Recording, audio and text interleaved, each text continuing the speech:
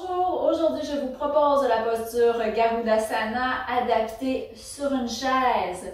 Donc c'est une posture qui va venir travailler au niveau des hanches, mais également qui va venir travailler au niveau de l'ouverture des épaules.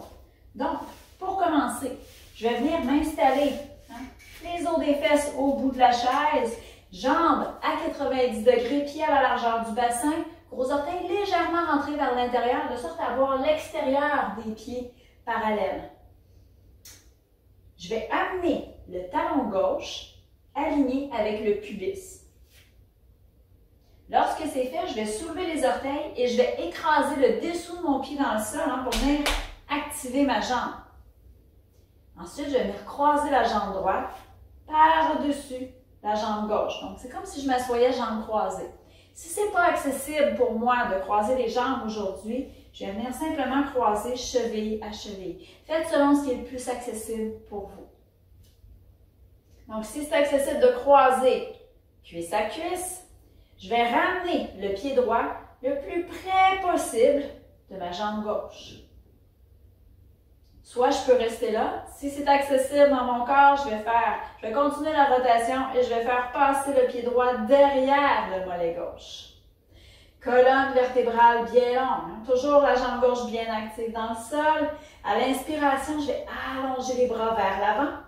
À l'expiration, je vais plier les coudes à 90 degrés et je vais tenter de ramener le coude droit à l'intérieur du coude gauche. Si ce n'est pas accessible, je me contente de le rapprocher le plus près possible du coude gauche. Je vais tourner les mains dos à dos et je vais tenter de rapprocher le plus possible le dos des bras l'un de l'autre. Ça se peut que ce soit mon maximum aujourd'hui. Si c'est le cas, je conserve les bras dans cette position-là. Si vous pouvez aller un petit peu plus loin, on va continuer la rotation et ramener les paumes l'une contre l'autre. Toujours en conservant une colonne vertébrale bien longue, je vais inspirer, je vais éloigner les coudes de la poitrine et à l'expiration, je vais les soulever vers le ciel. Et là, vous allez ressentir un bel étirement au niveau des épaules. Ce n'est pas impossible également de sentir les clavicules. Vous pouvez rester quelques respirations dans la posture. Toujours en souriant. Et lorsque vous serez prête à sortir de la posture, descendez les coudes.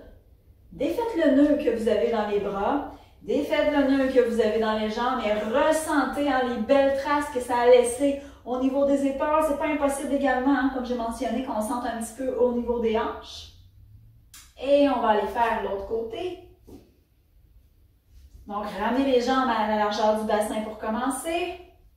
Maintenant, c'est mon talon droit que je vais venir aligner avec mon pubis.